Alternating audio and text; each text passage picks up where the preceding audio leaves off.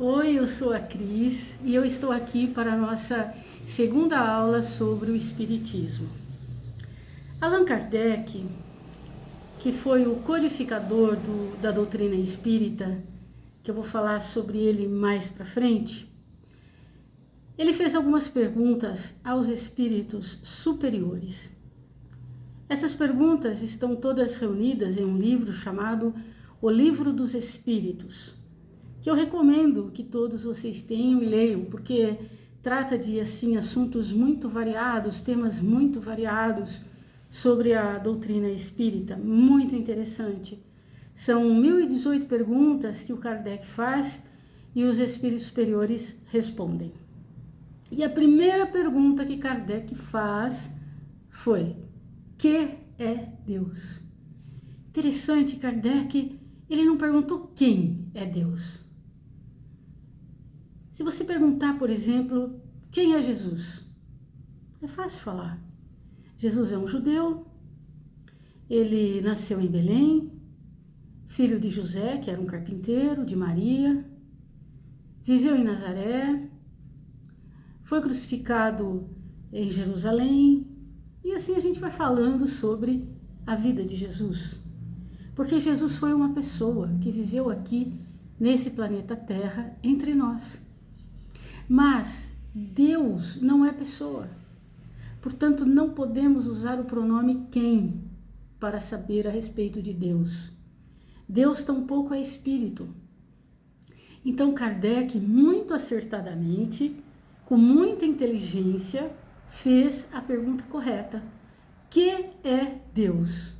E os espíritos superiores respondem: Deus é a inteligência suprema, causa primeira de todas as coisas. Se Deus é a inteligência suprema, significa que não há inteligência acima dele, ou seja, ele é o Todo-Poderoso. E se ele é a causa primeira de todas as coisas, também significa que antes dele não havia nada. Ou seja, tudo o que existe foi criação de Deus, uma vez que ele é a causa primeira de todas as coisas. Mas dizer que Deus é a inteligência suprema e que é a causa primeira de todas as coisas não me prova que ele existe. Então Kardec faz a pergunta de número 4 para os espíritos: onde se pode encontrar a prova da existência de Deus? E os espíritos respondem: num axioma que aplicais às vossas ciências, não há efeito sem causa. Procurai a causa de tudo o que não é obra do homem, e a vossa razão vos responderá. Portanto, se não há efeito sem causa, tudo o que existe aqui na matéria, que não foi feito pelas mãos dos homens, tem que ter sido feito por algo superior, que seria Deus. Quando a gente pensa no próprio planeta Terra, nas estrelas, no Sol, que é uma estrela, no mar, nas montanhas, mesmo as formas de vida vegetal, animal, a forma humana, os homens não conseguem criar nada disso. Portanto, tem que ser uma causa muito superior ao homem, que no caso seria Deus. E os espíritos continuam: para crer em Deus, basta lançar os olhos sobre as obras da criação. O universo existe. Ele tem, pois, uma causa. Duvidar da existência de Deus seria negar que todo o efeito tem uma causa e adiantar que o nada pôde fazer alguma coisa. Aí a gente pensa em Isaac Newton, aquele físico, cientista, que fez aquelas 3 leis da física, as leis de Newton, e ele pediu para um amigo seu, que era mecânico, fazer uma réplica do sistema solar. Mas ele queria uma réplica perfeita, em miniatura, obviamente. Ele queria o tamanho dos planetas correspondentes, o Sol, a velocidade com que cada planeta gira em torno de si mesmo e que gira ao redor do Sol ao mesmo tempo, que tivesse rodeias para poder girar uma manivela e aquilo tudo funcionar de uma forma harmoniosa e perfeita. E de fato ficou esplendoroso. E ele estava lá no seu estúdio e chegou um amigo seu também, cientista, mas ateu. E o amigo dele olhou aquilo e falou: nossa, Newton, que coisa mais linda! Começou a mexer ali na manivela, mas isso está uma perfeição, quem foi que fez? E Newton falou: ninguém. Não, Newton, é sério, isso aqui tem que ter sido um gênio, porque está muito perfeito demais. Quem foi que fez isso? Ninguém, meu amigo, ninguém fez. Ah, é sério, eu tô falando sério, eu quero conhecer, porque o cara é um gênio, eu tenho que conhecer esse cara, porque tá perfeito demais. Aí o Newton falou: meu amigo, mas isso é só uma réplica, é uma miniatura, é um brinquedo, e você acha que alguém tem que ter feito. No entanto, o original, o grandioso, você acha que pode ter sido fruto do acaso? Então fica pra gente analisar, para a gente refletir, né, sobre a existência de Deus, sobre a grandeza de Deus. E Eurípides Barçanufo, um espírito que viveu aqui conosco no planeta Terra, e é um espírito de escola, né, já está no mundo espiritual, ele falou algo muito espetacular. Ele disse: o universo é obra inteligentíssima, obra que transcende a mais genial inteligência humana. E como todo efeito inteligente tem uma causa inteligente, é forçoso inferir que a do universo é superior a toda inteligência. É a inteligência das inteligências, a causa das causas, a lei das leis, o princípio dos princípios, a razão das razões, a consciência das consciências. É Deus. É Deus. E Kardec continua perguntando aos espíritos superiores na questão número 10. O homem pode compreender a natureza íntima de Deus? Os espíritos respondem: não. É um sentido que lhe falta. Pergunta número 11. Um dia será dado ao homem compreender o mistério da divindade? A resposta: quando o seu espírito não estiver mais obscurecido pela matéria e pela sua perfeição estiver próximo dele, então ele o verá e o compreenderá. Ou seja, quando nós estivermos mais aperfeiçoados. Eles continuam: a inferioridade das faculdades do homem não lhe permite compreender a natureza íntima de Deus. Na infância da humanidade, o homem o confunde frequentemente com a criatura da qual lhe atribui as imperfeições. É o antropomorfismo. As pessoas querendo colocar Deus como uma pessoa. É aquela história lá do velhinho de barbas brancas, que está sentado num trono, e com as imperfeições. Lembra, antigamente, as pessoas diziam: nossa, nós erramos, pecamos, então Deus está irado, está mandando os raios, os trovões, as tempestades, ou Deus está nos castigando com as enchentes, com isso, com aquilo. Tudo bobagem, não é nada disso. Mas à medida que o senso moral se desenvolve, nele seu pensamento penetra melhor o fundo das coisas e dele faz uma ideia mais justa e mais conforme a sã razão, embora sempre incompleta. Se não podemos, outra pergunta de Kardec, se não podemos compreender a natureza íntima de Deus, podemos ter uma ideia de alguma das suas perfeições? E aí os espíritos dizem que sim, que são os atributos de Deus, como, por exemplo, Deus é eterno. Ele é eterno porque ele não teve um começo e ele jamais terá um fim. Não confundam conosco, que somos imortais. Ou seja, nós tivemos um começo. Nós fomos criados. Mas, a partir do momento em que somos criados, nós jamais teremos um fim. Nem com a morte do corpo físico. Porque, como estou dizendo, a morte é do corpo físico, mas nós, a nossa essência, o nosso espírito, a nossa alma, continua viva. Nós continuamos com a certeza da nossa existência, da nossa individualidade. Nós continuamos no mundo espiritual com um corpo, que para nós é físico, embora seja muito mais sutil do que este.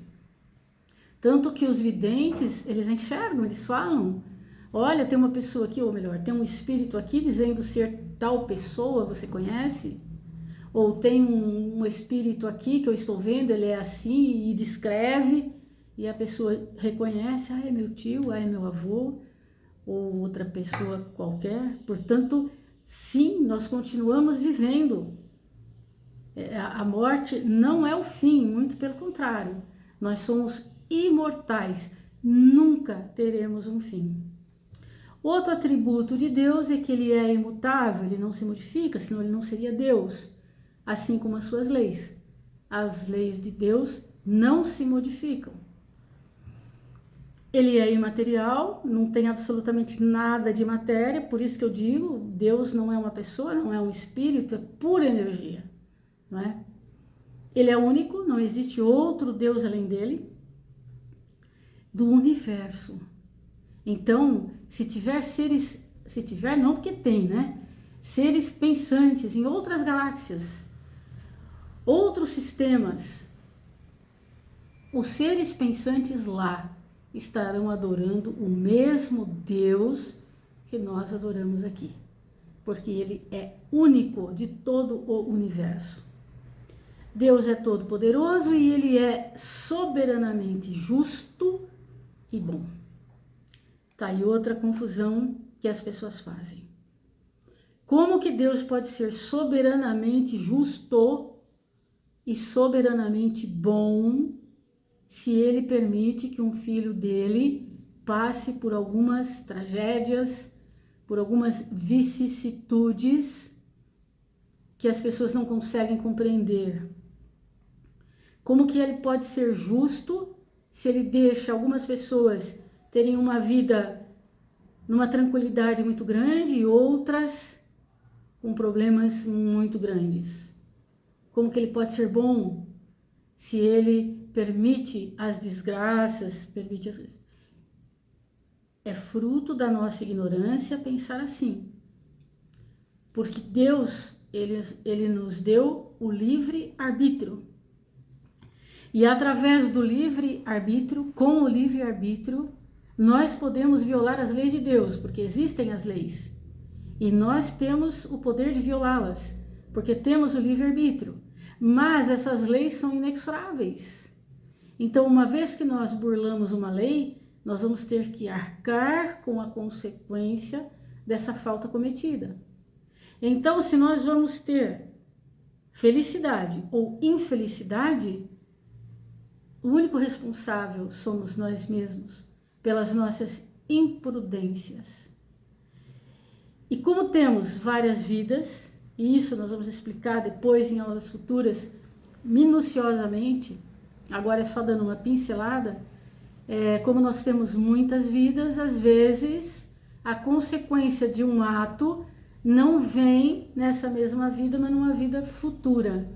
E é por isso que muitas vezes a gente não entende, aquela pessoa é tão boa, por que passa por tantas coisas? Embora também existem as provas, que a gente vai ver tudo isso futuramente. Mas então Deus sim é soberanamente justo e soberanamente bom. Não pode haver dúvida em relação a isso. Kardec ainda faz algumas perguntas. Eu vou fazer aqui mais 3 para a gente terminar a nossa aula. Então eu vou para a pergunta de número 17, em que Kardec faz a seguinte pergunta: é dado ao homem conhecer o princípio das coisas? Resposta: não. Deus não permite que tudo seja revelado ao homem neste mundo. Pergunta número 18. Um dia, o homem penetrará o mistério das coisas que lhe estão ocultas? E os espíritos respondem: o véu se levanta para ele à medida que se depura. Contudo, para compreender certas coisas, precisa de faculdades que ainda não possui. Então, à medida que nós nos aperfeiçoamos, nós vamos conseguindo compreender melhor a espiritualidade, a questão de Deus, os princípios espirituais que regem a nossa vida. E também, com o conhecimento, nós vamos conseguindo compreender cada vez mais profundamente sobre as diversas questões. Por isso que é muito importante nós fazermos da leitura um hábito, principalmente as leituras espíritas, para nós podermos ir compreendendo melhor a nossa vida. Eu vou dar um exemplo. Se vocês pegarem o livro Nosso Lar, um livro que foi escrito por André Luiz através do Chico Xavier, médium Chico Xavier. Você lê uma vez, você entende algumas coisas. Se você lê pela segunda vez, você pensa: nossa, como é que eu não percebi isso antes? Você consegue compreender e enxergar coisas que antes você não tinha enxergado. Se você ler 10 vezes cada leitura que você fizer, você vai achar coisas novas. Por quê? Porque o teu conhecimento se expande. E aquilo que passou despercebido, agora não passa mais. E você percebe, e você compreende. Dei o exemplo do Nosso Lar, mas isso é com qualquer literatura espírita, qualquer literatura espiritualista, qualquer literatura, na verdade. A gente vai percebendo coisas a mais à medida que o nosso conhecimento se aprofunda. E a doutrina espírita, o estudo dela é sensacional, porque é uma doutrina que responde a todas as nossas questões filosóficas, a todas as nossas questões existenciais. Eu não conheço ninguém que tenha estudado a doutrina espírita e não tenha se modificado, não tenha ficado mais consolado, vamos dizer assim, porque é uma doutrina consoladora, é uma doutrina que consola, que explica, e a gente passa a compreender o objetivo da nossa existência, o porquê de estarmos aqui, o porquê de passarmos por determinadas provas, por determinados sofrimentos, enfim, ela responde a todas as nossas questões, repetindo, filosóficas e existenciais.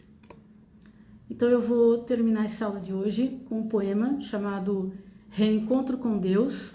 Esse poema é de Adélio Neves e ele diz assim: Deus, passei tanto tempo te procurando, não sabia onde estavas. Olhava para o infinito, não te via. E eu pensava comigo mesmo: será que tu existes? Não me contentava na busca e prosseguia. Tentava te encontrar nas religiões e nos templos. Tu também não estavas. Te busquei através dos sacerdotes e pastores.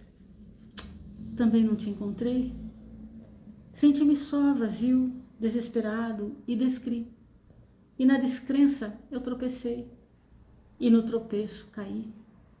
Na queda senti-me fraco. Fraco, procurei socorro. No socorro encontrei amigos e nos amigos encontrei carinho. No carinho vi nascer o amor. E com amor eu vi um mundo novo. E no mundo novo eu resolvi viver. O que recebi, resolvi doar. Doando alguma coisa, eu muito recebi. E recebendo, senti-me feliz. E ao ser feliz encontrei a paz. E tendo paz, foi que enxerguei que dentro de mim é que tu estavas. Foi em mim que, sem procurar, eu te encontrei. Uma semana abençoada para todos nós. E até quarta-feira que vem, se Deus quiser.